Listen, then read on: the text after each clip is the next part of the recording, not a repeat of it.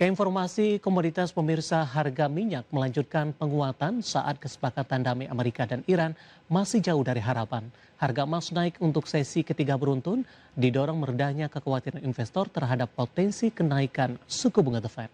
Sementara harga batubara menguat di awal pekan waktu setempat ditopang penurunan produksi dari Tiongkok. Berdasarkan data definitif, harga minyak dunia kembali menguat di Selasa pagi per pukul 9.50 waktu Indonesia Barat. Harga minyak Brent di 91,21 dolar Amerika per barel, naik 0,37%. Minyak WTI Amerika di 84,99 dolar per barel, menguat 0,58%. Kenaikan ini memperpanjang rally harga minyak dalam beberapa hari terakhir. Brent melonjak sekitar 10,6% dalam kurang dari 2 pekan. WTI menguat hampir 10%. Dikutip dari Reuters, penguatan harga minyak didorong resiko gangguan produksi dan distribusi minyak dari kawasan Timur Tengah saat kesepakatan damai Amerika dan Iran masih jauh dari harapan.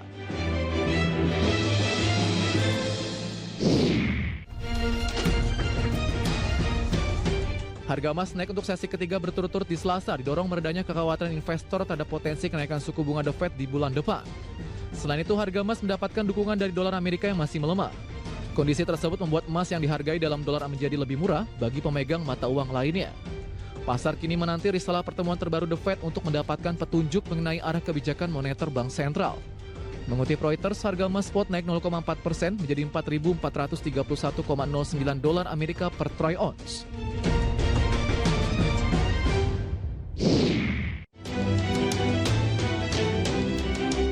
Harga batu bara dunia menguat di Senin waktu setempat setelah sempat melemah dalam 2 hari sebelumnya. Penguatan ditopang penurunan produksi batu bara China yang menyentuh level terendah sejak September 2021. Dikutip dari Reuters, produksi batu bara China anjlok 10,1% secara tahunan menjadi 343,21 juta ton di Juli 2026. Penurunan terjadi di tengah pengetatan pengawasan keselamatan tambang setelah kecelakaan maut menewaskan puluhan pekerja. Berdasarkan data perdagangan, harga batubara Newcastle kontrak September 2026 naik 0,45 dolar Amerika ke level 134 dolar Amerika per ton. Berbagai sumber IDX Channel. Dan seperti apa update terkini pergerakan harga sejumlah komoditas sampai dengan sore hari ini waktu Indonesia Barat. Dapat Anda saksikan grafis di layar televisi Anda pemirsa. Minyak WTI menguat di 0,64% di level 84,21 dolar Amerika per barrel. Nikel menguat di 0,56% di level 16.834 dolar Amerika per metrik ton. Emas melemah di 0,43% di level 4.454 dolar Amerika per troy ounce. Sementara CPO menguat di 0,70% di level 4.855 ringgit Malaysia per tonnya.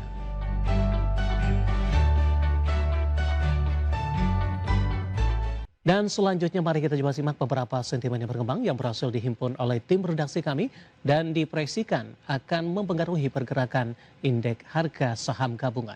Informasinya apa saja? Mari kita coba simak rangkumannya berikut ini. Dikutip Reuters, Iran mengancam akan mengubah postur militernya menjadi lebih ofensif setelah upaya diplomasi untuk mengakhiri perang dengan Amerika mengalami kebuntuan. Seorang pejabat senior Iran mengatakan Teheran siap meningkatkan ketegangan di Selat Hormuz dan kawasan sekitarnya jika jalur diplomasi gagal menghasilkan kesepakatan damai permanen. Di sisi lain, Iran akan melancarkan serangan militer yang tepat waktu dan presisi untuk mematahkan blokade laut Amerika apabila upaya diplomatik tidak membuahkan hasil. Di sisi lain, Presiden Amerika Serikat Donald Trump menegaskan Washington tidak akan memperpanjang kesepakatan gencatan senjata sementara dengan Iran. Dikutip dari Bloomberg, Goldman Sachs Group Inc. melalui Kepala Ekonom Bank Jan Hatzius mengatakan spekulasi pasar mengenai kenaikan suku bunga The Fed masih terlalu agresif atau hawkish mengingat inflasi di ekonomi Amerika sedang melandai. Goldman Sachs menekankan kenaikan suku bunga di pertemuan September kini menjadi sangat kecil kemungkinan karena data penjualan retail melemah, angka ketenagakerjaan mengecewakan, dan laju inflasi melambat. Di sisi lain, Hatzius berpendapat penetapan harga pasar untuk suku bunga acuan terlalu hawkish. Meskipun ekspektasi pasar menjadi kurang hawkish, Goldman menekankan masih ada ruang bagi penyesuaian posisi pasar tersebut untuk terus berlanjut. Dari Asia, ekonomi China mengawali paruh kedua tahun ini lesu dengan mencatatkan kinerja produksi industri dan konsumsi tercatat lebih buruk dari perkiraan. Produksi industri China tumbuh 4,5% secara tahunan di Juli 2026 melambat dibandingkan pertumbuhan 5,3% di Juni, lebih rendah dari ekspektasi pasar sebesar 5,0%. Perlambatan terjadi di tengah melemahnya permintaan domestik serta gangguan cuaca ekstrim yang memengaruhi aktivitas produksi. Sementara itu, penjualan retail China hanya tumbuh 0,6% secara tahunan di Juli 2026, melambat dibandingkan pertumbuhan 1,0% di Juni dan jauh di bawah ekspektasi pasar yang memperkirakan kenaikan 1,5%. Perlambatan terjadi di sumbang penjualan mobil anjlok 17,0% secara tahunan. Berbagai sumber IDX Channel. Ketua pilihan pemirsa rancangan APBN tahun 2027 yang telah disampaikan pemerintah dinilai membawa sentimen yang cukup positif bagi pasar modal Indonesia. Meski demikian, analis pasar modal menyatakan dampak positif tersebut belum otomatis mendorong re-rating indeks harga saham gabungan secara berkelanjutan. Rancangan Anggaran Pendapatan dan Belanja Negara 2027 dinilai membawa sentimen awal yang cukup positif bagi pasar modal Indonesia. Namun dampak positif tersebut belum otomatis mendorong re-rating indeks harga saham gabungan secara berkelanjutan.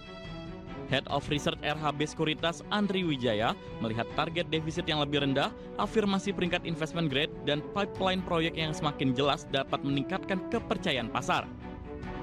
Disiplin fiskal juga berpotensi menahan kenaikan yield SBN, menopang rupiah, dan mendukung valuasi saham yang sensitif terhadap suku bunga. Namun sentimen positif tersebut belum otomatis menghasilkan re-rating IHSG secara berkelanjutan.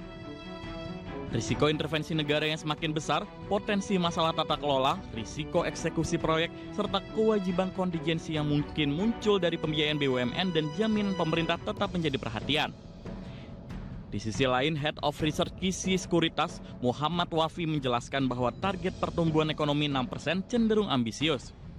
Pasar disebut merespon target ini sebagai sinyal kepercayaan secara jangka pendek sekaligus kehati-hatian dalam jangka panjang. Menurutnya, terdapat sedikitnya 3 hal yang perlu diwaspadai investor atas target anyar pemerintah pada 2027. Pertama, kesenjangan antara target pertumbuhan ekonomi 6% dan realisasi tahun ini, selisih yang ada merupakan lompatan yang ambisius. Selain itu, target belanja senilai 4.097 triliun dengan pendapatan 3.426 triliun juga disebut menyisakan defisit yang signifikan. Menurutnya, kualitas belanja seharusnya menjadi hal yang dikedepankan pemerintah. Sementara itu, senior market analis Mirai Aset Sekuritas, Nafan Aji Gusta menilai bahwa sebetulnya target pertumbuhan ekonomi 6% dari Presiden Prabowo Subianto mampu menjadi sentimen positif bagi pasar saham secara jangka pendek. Selain itu, inflasi 2,5% dan yield SBN 10 tahun pada level 6,9% juga dinilai memberikan pesan bahwa pemerintah menginginkan kombinasi pertumbuhan dan stabilitas makroekonomi. Berbagai sumber, IDX Channel.